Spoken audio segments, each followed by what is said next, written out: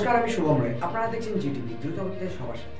24শে ফেব্রুয়ারি অর্থাৎ শনিবার বহরমপুর প্রদেশ কংগ্রেস কার্যালয়ে সাংবাদিক বৈঠক করলেন বহরমপুর প্রদেশ কংগ্রেস সভাপতি তথা সাংসদ অধীর রঞ্জন চৌধুরী। উক্ত সাংবাদিক বৈঠকে তিনি যা বললেন চলুন আমরা তা শুনে নিই এবং আপনাদেরকেও শোনাই। দেখুন, আমার জানা নাই জয়রাম রমেশের এই মন্তব্য কেন বলছেন, কী বলছেন আমার জানা নাই। আমি পশ্চিমবঙ্গ প্রদেশ কংগ্রেসের সভাপতি, আমার অগোচরে কিছু হয়ে থাকলে আমার তো জানার কথা না। আমার কিন্তু কিছু জানা নাই। আর উল্টো দিকে টিএমসি পার্টির পক্ষ থেকে স্পষ্ট বলে দেওয়া হয়েছে তারা 42টা আসনে লড়বে। ইন্ডিয়া জোট করার জন্য একটা সময় মমতা ব্যানার্জি উদ্যোগী হয়েছিল, পরে তার মনে হয়েছে যে আমার উদ্যোগী হওয়ার প্রয়োজন নাই, তিনি পিছিয়ে চলে এসছেন। তো সেটা তাদের দলের ব্যাপার। এখন তারা বলছে 42 আসনে লড়ব। কিন্তু ইন্ডিয়া জোট যখন গড়া হয়েছিল মমতা ব্যানার্জি কৃতিত্ব নিয়েছিলেন, আমি ইন্ডিয়া নাম দিয়েছি। রাহুল গান্ধীকে তিনি বলেছিলেন রাহুল গান্ধী আমার নেতা, সেই তিনিই এখন পাল্টি খাচ্ছেন তার দলের লোকের মাধ্যমে।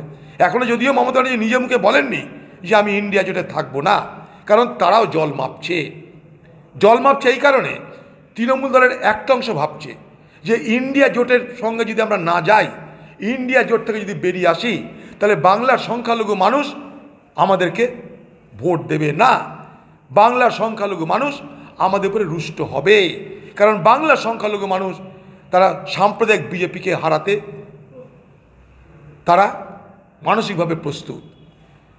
তাই তৃণমূলের একটা অংশের বক্তব্য, যদি ইন্ডিয়া জোটে না যায় তাহলে সংখ্যালঘু পশ্চিমবঙ্গের মানুষ বিমুখ হবে। তাই ব্যাপারটাকে ভাসিয়ে রাখা হয়েছে। এক। 2 নম্বর, তৃণমূলের আরেকটা অংশ জানে যে এখনই যদি ইন্ডিয়া জোটের সঙ্গে আমরা ঘনিষ্ঠতা বাড়াই, তাহলে ইডি সিবিআইয়ের হামলা শুরু হয়ে যাবে। কোনটা বেশি বিপজ্জনক সেটা মাপতে তারা ব্যস্ত। অতএব জোট আছে অথবা জোট নেই, এই অবস্থায় বছরে আমি নিজে পশ্চিমবঙ্গের সিপিএম পার্টির নেতা মোহাম্মদ সেলিমের সঙ্গে আমি আমার কথাবার্তা শুরু করেছি। কারণ আমরা চাই পশ্চিমবঙ্গে বামের সঙ্গে আঁতাত করে আমরা নির্বাচন করতে। দেখো, পশ্চিমবঙ্গে সর্বত্র এই জিনিস হচ্ছে, পশ্চিমবঙ্গে সর্বত্র হচ্ছে। সারা ভারতবর্ষে নারী নির্যাতনের সংখ্যা বেড়ে গেছে। আরও আপনাদের বলি, সুন্দরবন, সন্দেশখালী যে চত্বরের নাম করছেন, খোঁজ নিয়ে দেখুন সেখানটায় সাংবাদিকরা, সেখানে মহিলাদের বিক্রির ব্যবসা চলছে। হ্যাঁ, ট্রাফিকিংয়ের যাকে বলে। এই সুন্দরবন এলাকায় নিখোঁজ মহিলার সংখ্যা দিনের পর দিন বাড়ছে। সারা ভারতবর্ষে যেখানে নিখোঁজ মহিলাদের বৃদ্ধি পেয়েছে 6%, সেখানে পশ্চিমবঙ্গের নিখোঁজ মহিলাদের সংখ্যা বৃদ্ধি পেয়েছে 22%। জেনে রাখুন, এই গোটা সুন্দরবন এলাকায়, সন্দেশখালী, গোসাবার টোটাল এলাকায় নিখোঁজ মা বোনেদের সংখ্যা, নিখোঁজ বাচ্চাদের সংখ্যা, নিখোঁজ মেয়েদের সংখ্যা ভয়ঙ্করভাবে বেড়ে গেছে। বিশেষ করে সাইক্লোন এবং নানা রকমের প্রাকৃতিক বিপর্যয়ের পর অভাব, দারিদ্রতা তাদের ঘরের মেয়েদেরকে নিখোঁজ হতে বাধ্য করছে। এক ভয়ঙ্কর বিপদ দারিদ্র সমাজের মানুষের জীবনে ঘটে চলেছে নিঃশব্দে। এটাও দেখা দরকার। আমি সন্দেশখালী ঘটনার সঙ্গে এটা অ্যাড করতে চাই যে সারা ভারতবর্ষে নিখোঁজ মায়েদের, নিখোঁজ শিশুদের, নিখোঁজ মহিলাদের সংখ্যা যেখানে 6% বৃদ্ধি পেয়েছে, পশ্চিমবঙ্গে সেখানে 22% বৃদ্ধি পেয়েছে। এইটা কিভাবে দেখছেন? দেখুন, এটা কিছু না, মৃতের দেহে এখন আতর ছড়ানোর কাজ চলছে, যাকে বলা হয় ড্যামেজ কন্ট্রোল এক্সারসাইজ চলছে। সেখানটায় কখনো বাংলার ডিজি সাহেব সে নিজে গিয়ে সেখানকার মানুষকে শান্ত করার চেষ্টা করছেন। শাহজাহান শেখের ক্লাবের রং মুছে দিয়ে তিনি বোঝাতে চাইছেন এলাকার মানুষ শান্ত হও, আমরা তোমাদের ব্যাপারটা দেখছি। কিন্তু শান্ত হচ্ছেন এলাকা, কারণ এ বছরের পর বছর অত্যাচারের পুঞ্জীভূত ঘৃণা, তার এগুলো বহিঃপ্রকাশ ঘটছে। এখানটা 2 রকমের খেলা চলছে। এক, শাসক দল যেমন তার ড্যামেজ কন্ট্রোল করার চেষ্টা করছে, তেমনি শাসক দল এই ঘটনাটাকে একটা সাম্প্রদায়িক রং দেওয়ার চেষ্টা করছে। হিন্দু আর মুসলমানের দ্বন্দ্ব বলে একটা সাম্প্রদায়িক রং দেওয়ার চেষ্টা করছে। উল্টো দিকে বিজেপি পার্টির তারাও এই ঘটনাটাকে শাসক দল এবং বিরোধীদের সংঘর্ষ বলে চালানোর চেষ্টা করছে, যেখানে শাসক দলের লোকরা মুসলমানদের নেতা আর যারা অত্যাচারিত তারা হিন্দু, তাই তাদের সঙ্গে সহযোগিতা করতে নেমে গেছে বিজেপি।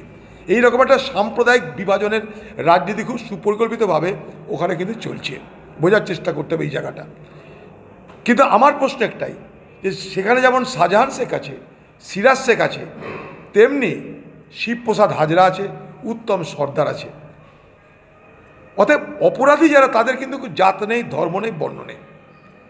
কিন্তু এখানে সুপরিকল্পিতভাবে রাজ্যের শাসক দল তারা বোঝানোর চেষ্টা করছে এটা হিন্দু ভার্সেস মুসলমানের লড়াই, তাই আমরা মুসলমানদেরকে খাতির করতে আমরা সন্দেশখালিতে কোনো অ্যাকশান নিচ্ছি না। উল্টো দিকে বিজেপি বোঝানোর চেষ্টা করছে, দেখছো তো মুসলমানরা অত্যাচারী, তোমাদের তার জন্যে রাজ্য সরকার কোনো ব্যবস্থা নিচ্ছে না, দেখো বিজেপি তোমাদের পাশে দাঁড়িয়েছে। এই হিন্দু মুসলমানের কাঠ খেলা শুরু হয়ে গেছে। বাংলার মানুষকে এই জায়গাটা সতর্ক থাকতে বলবো। অপরাধীর তার কোনো জাত নেই, বর্ণ নেই, ধর্ম নেই, আদর্শ নেই। তাই আমরা যেন এই জায়গাটায় বিভ্রান্ত না হয়ে সাম্প্রদায়িক বিভাজনের রাজনীতির শিকার হই, এটা নিশ্চয়ই বাংলার মানুষকে বুঝতে হবে। করতে পারে, কিন্তু মানবাধিকার commission, schedule caste commission, schedule tribe commission, যত কমিশন আছে তারা বাংলার ক্ষেত্রে যতটা তৎপর, তাদের নিজের নিজের রাজ্যে যখন এই ধরনের সন্ত্রাস হয় গরিব মানুষের বিরুদ্ধে, সংখ্যালঘু মানুষদের বিরুদ্ধে, সাধারণ মানুষের বিরুদ্ধে, শিডিউল কাস্ট শিডিউল ট্রাইব মানুষের বিরুদ্ধে, তখন কিন্তু না শিডিউল কাস্ট কমিশন তৎপর হয়, না শিডিউল ট্রাইব কমিশন তৎপর হয়, না জাতীয় মানবাধিকার কমিশন তৎপর হয়। অর্থাৎ এই সমস্ত কমিশনের তৎপরতা ওঠানামা করে কোন রাজ্যে তারা যাচ্ছে, সেই রাজ্য কাদের হাতে, তার উপর স্বাভাবিকভাবেই তাদের এই গতিবিধিকে, তাদের এই তৎপরতাকে আমি মোটেই আমল দিতে চাইছি না। কারণ তারা কেন্দ্রের শাসক দলের পৃষ্ঠপোষকতা করতে, কেন্দ্রের শাসক দলের স্বার্থ চরিতার্থ করতে এখানে তৎপরতা দেখাচ্ছে। আমার বক্তব্য একটাই, যে বিচার পাক নির্যাতিত, নিপীড়িত, বঞ্চিত মানুষ। অপরাধীর যেমন জাত দেখা উচিত নয়, তেমনি অপরাধের যারা আজকে আক্রান্ত, নির্যাতিত, তাদেরও জাত দেখা উচিত নয়। এখানে জাতের লড়াই নয়, লড়াই মানবিকতা ভার্সেস অমানবিকতার লড়াই, লড়াই ন্যায় আর অন্যায়ের লড়াই সত্য আর মিথ্যের লড়াই। খারাপ তো লাগে, গরিব মানুষরা টিভির সামনে এসে বলছে, আমাদের ঘরে গরিব পরিবারের মা বোনেরা টিভির সামনে বলছে আমরা অত্যাচারিত, আর তাদের সেই যুক্তিকে খণ্ডন করার জন্য তৃণমূল নেতাদের লম্পঝম্প দেখে আমার অবাক লাগে।